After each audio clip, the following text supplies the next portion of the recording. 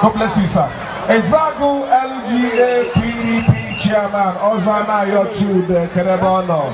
We're not forgetting you. Where are you? Thank you, brother. God bless you. And of course, Ogu PDP deputy chairman, Honorable Chukwujeku Nebo Kerebano. Ezibo Nebo Dalo. Because just watch I find we are moving forward. We don't have all the time. Referee, this is the way we live. Culture is people's way of life. This is how we do. Thank you. She not the 5 minutes conscious.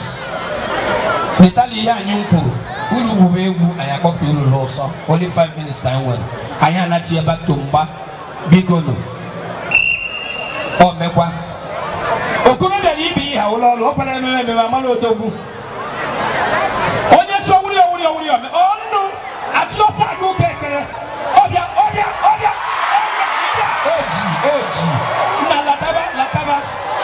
Lataba. Oh, boy is really look out. You will marry your soga. Oh, I ain't out. It's your soga, okay, marriage, your sago, okay. So, because ATKB cannot do the next people because now put those who will laugh at. Laugh at the Lord, get her. Here, now we enter. Here, we look at Achi. Stroke home one.